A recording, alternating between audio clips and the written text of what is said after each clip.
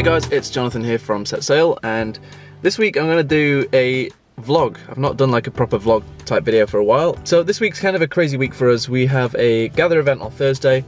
We are meeting today with Ben Jack, who we went on our trip to Japan with, and a guy called Nathaniel from the Philippines to talk about a trip to Asia in November, December, and plan some ideas for missions work and that kind of thing.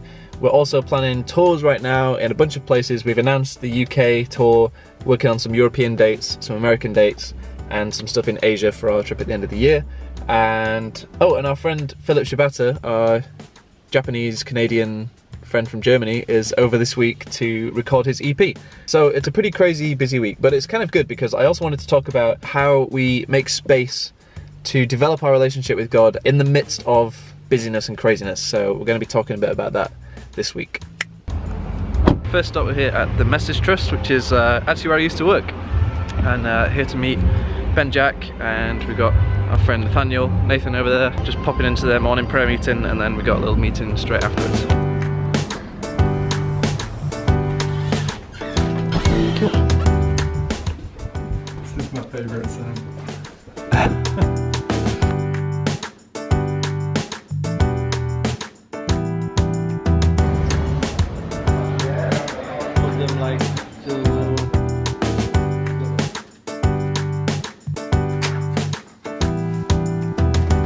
This space here is my real creative space. This is when I need to be productive, I've got deadlines, I turn off emails and put my phone on Do Not Disturb and play some music on the record player, get in the creative zone and do some work. So today I'm working on the album packaging for the Rivers and Robots album Discovery, which a bunch of people have already pre-ordered on our website, but it's actually not even a thing yet. I'm still designing the booklet and the inside, but it all needs to go off this week so that it's here in time for release date. Pretty much there, but I just need to do the final pieces and then send it off to print.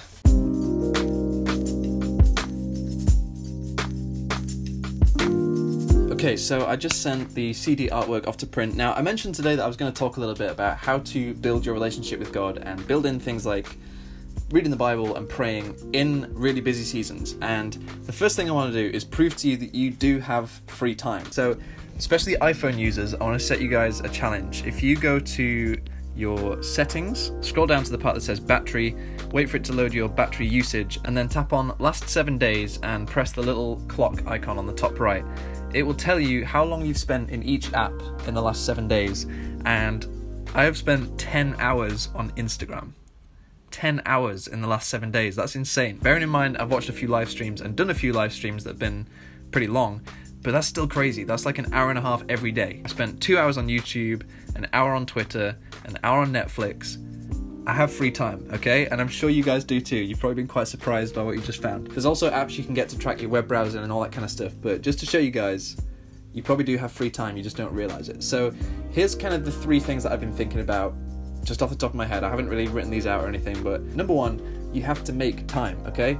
You have free time, you have time where you will go and watch YouTube, and if you don't plan out your time and take control of it, it will just get used up with random stuff. I think one of the biggest fights that we have right now in this generation is the fight for our attention and the fight for our time, and it means that we have to be really intentional about how we actually spend time and what we're actually giving our attention to. Now, this might sound like a really weird thing, but I want you to actually put an appointment, like a meeting in your calendar as time to spend with God, okay? And put it in like every day, just like half an hour, 15 minutes, whatever you want to do. And there will be days where you don't make it, but try and like keep it as a real appointment. If you actually intentionally make time, even if you don't do it 100% of the time, even if it's like 60% of the time, I guarantee that will be more than just hoping that free time will show up and that you'll just read the Bible when you get a free minute. Like, you won't realize that you have 3 minutes. Time will just get used up by entertainment and spending 10 hours on Instagram. Number 2 is think about things that are already in your day. Think about routines, think about things that you do every day, like having a shower or going on a commute.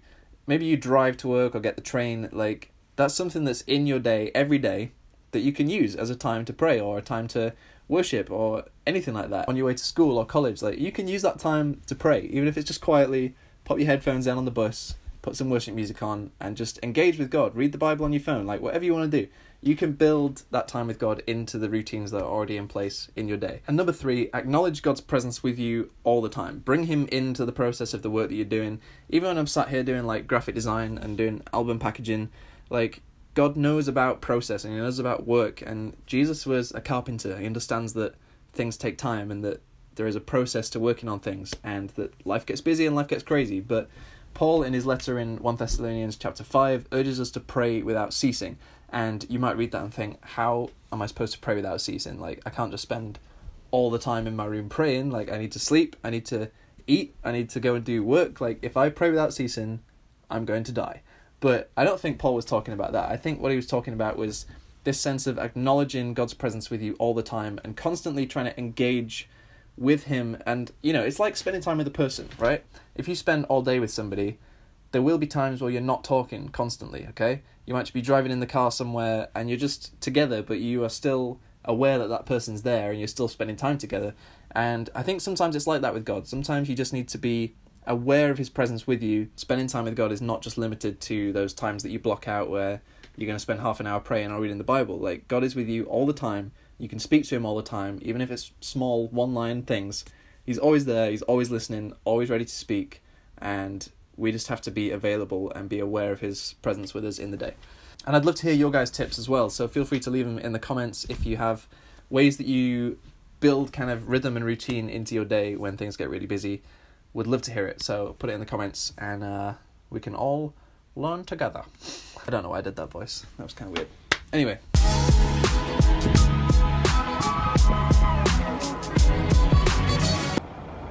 No. Alright, I was going to vlog this whole week, but I'm thinking I might just do this one day because it's kind of busy enough already. I'm just going to head over to Dan Sterling's house and check in on how Philip Shabata's EP is going.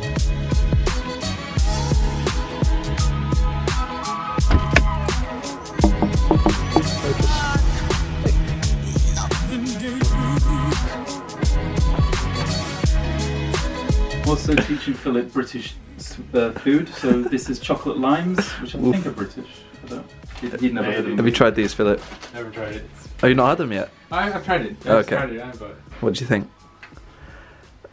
it's English. It's a thing called a tape measure. Like these, we have these in Britain. We do. And we measure. What are we doing? Have you ever used a tape measure? Do you know what this is? A tape measure, you told me that. Yeah. It's the famous English kibasa. Traditional English percussion instrument. This is an English percussion instrument. So many English It makes so many English things.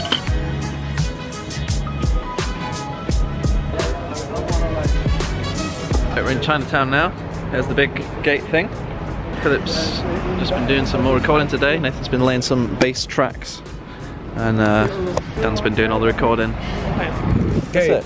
Yeah, Okay. this is the place. Okay, yeah, it's definitely this place. I was in here So, Philip, how's your EP going? Yeah, You happy? really happy. How many tracks?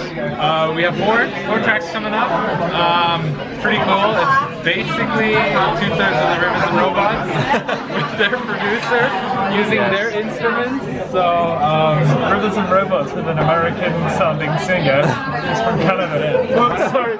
A Canadian sounding. A Canadian sounding singer. So I'll teach you guys a little bit of what Japanese writing is and what Chinese writing is. Because I've had so many people say, can you read this? Okay, first of all, this thing, that's Japanese. That's Dan. That's English. That's English. Set Sail Video Blog. Set Sail Video Blog. It's a video, it's a blog as well. Set Sail.